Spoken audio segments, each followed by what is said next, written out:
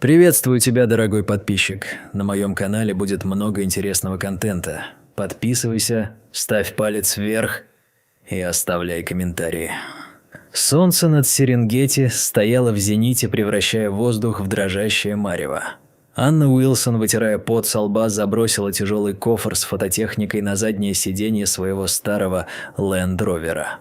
Утренняя съемка не задалась. Свет был слишком жестким, а животные прятались в тени редких акаций. Она уже повернула ключ зажигания, когда сквозь рокот дизельного двигателя пробился странный звук. Это был не рык и не вой, это был плач. Отчаянный, высокий, режущий душу. Анна заглушила мотор. Тишина саванны обрушилась на нее звоном цикад. Звук повторился. Она вышла из машины, сжимая в руке бинокль, и направилась к высокой траве у обочины. То, что она увидела, заставило ее замереть. Посреди пыльной дороги, едва переставляя лапы, брел львенок.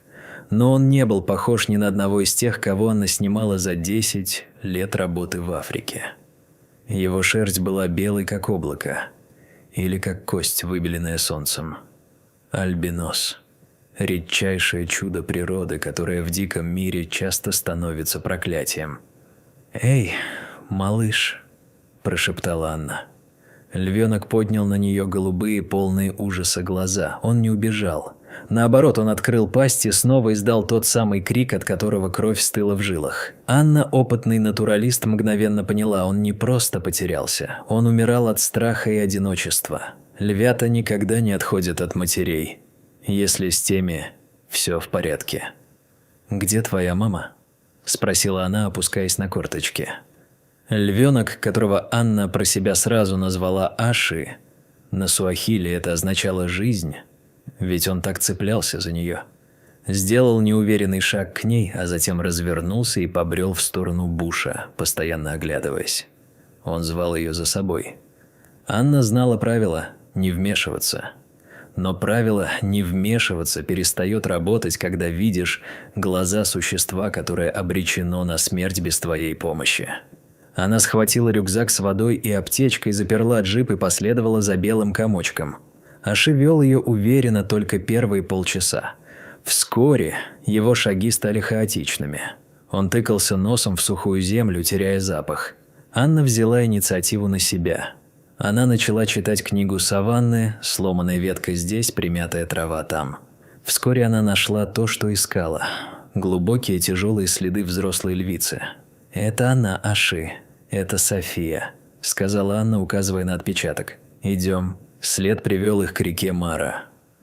В сезон засухи она обмелела, но все еще оставалась смертельной преградой. Вода была мутной, густой, как масло. А на отмелях лежали они, хозяева реки. Аши заскулил.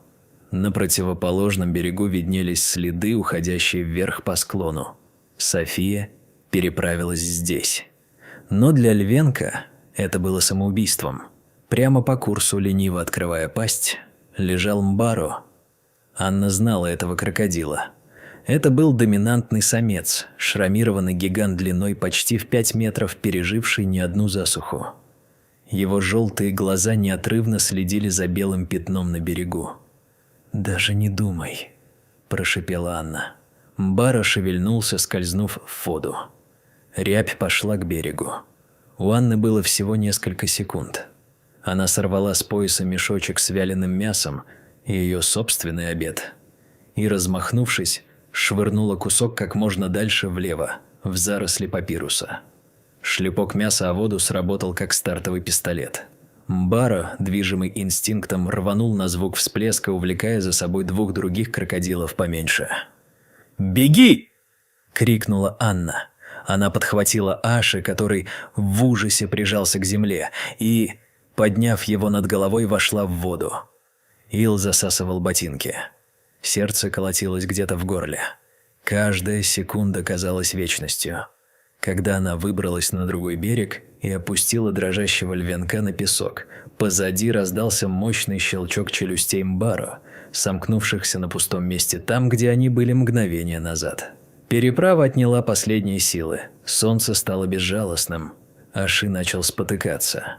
Его язык розовый и сухой свисал на бок. Признаки обезвоживания и гипогликемии были налицо. Анна видела, как мутнеет его взгляд. «Держись, малыш», – шептала она, смачивая его нос остатками воды из своей фляги. Этого было мало. Небо потемнело, но не от туч. Стервятники. Они кружили низко, чувствуя слабость львенка. Один из грифов, наглый и безобразный, приземлился всего в метре, расправив крылья. Анна выхватила сигнальный пистолет. Это было нарушением природного баланса, но она не могла позволить им заклевать ребенка. «Прочь!» Выстрел разорвал тишину. Красная вспышка и резкий свист заставили птиц в панике разлететься. Шум спугнул не только птиц, но и мух, круживших неподалеку над кустами. Анна присмотрелась. Там лежала туша буйвола, павшего, вероятно, пару дней назад. Это был шанс. Аши, почуяв запах мяса, нашел в себе скрытые резервы. Он набросился на еду с первобытной жадностью. Анна смотрела на это с облегчением. Еда даст ему силы продержаться еще немного. К вечеру они вышли на открытое плато, и тут путь им преградили живые танки. Группа носорогов паслась в высокой траве. Взрослые самки, подслеповатые и раздражительные, учуяли запах хищника. Они начали фыркать, переступая с ноги на ногу, готовясь к атаке. Аши замер. Он был слишком мал, чтобы быть угрозой, но для носорогов любой лев – враг. Анна застыла, зная, что бегство спровоцирует погоню. Вдруг от группы отделился маленький носорог. Анна знала его. Рейнджеры звали его Кито. Любопытный и бесстрашный. Кито подошел к Аши почти вплотную. Взрослые носороги напряглись. Но вместо того, чтобы атаковать, Кито обнюхал белого львенка и встал боком, закрывая его от своего стада. Это был невероятный момент межвидовой эмпатии. Словно ребенок узнал ребенка. Кито фыркнул, успокаивая матерей, и стадо, потеряв интерес, вернулось к еде. Путь был свободен. Следы Софии оборвались резко. У странного нагромождения веток. Анна почувствовала неладное. Запах. Запах страха и застоявшейся крови. Она раздвинула ветки и ахнула. Прямо перед ней зияла черная пасть браконьерской ямы-ловушки. На дне на глубине 3 метров лежала София. Прекрасная, мощная львица была истощена. Ее бока ввалились, дыхание было поверхностным. Она даже не подняла голову, когда на краю ямы показалась голова Аши. Львенок жалобно мяукнул, узнав мать, и начал метаться по краю, рискуя упасть. «Тихо, Аши, тихо». Анна дрожащими руками достала спутниковый телефон. «База? Это Уилсон. Квадрат от 4 до 7. Браконьерская яма.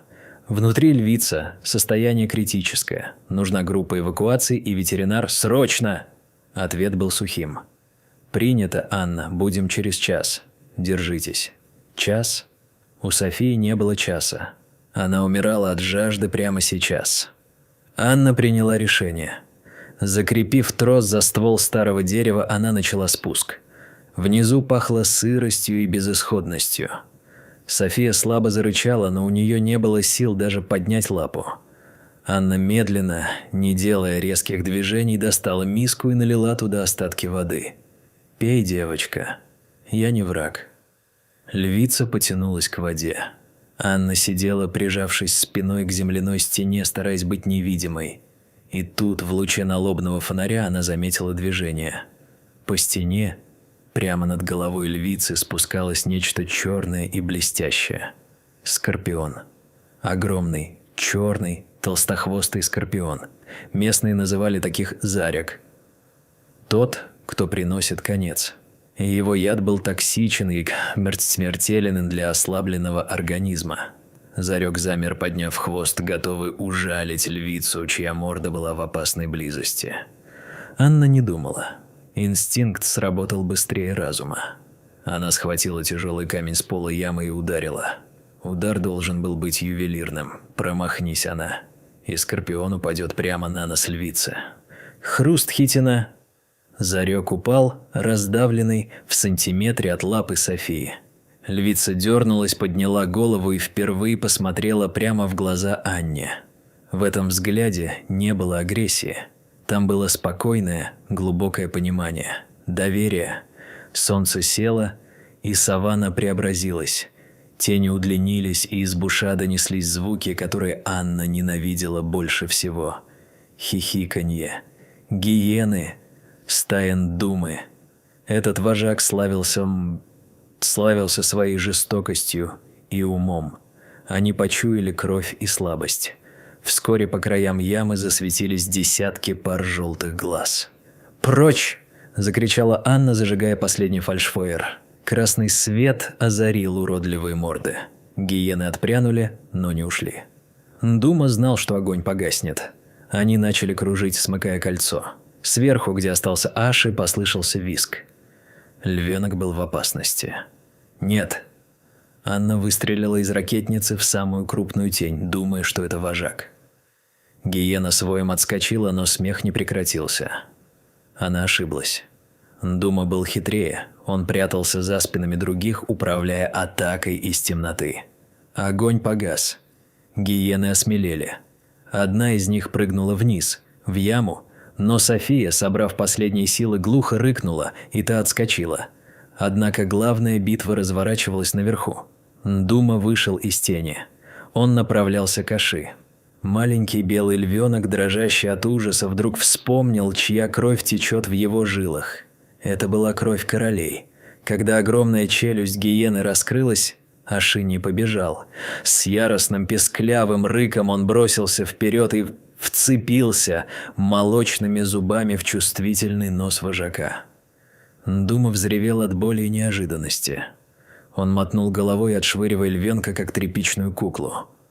Аши покатился по пыли, но тут же вскочил.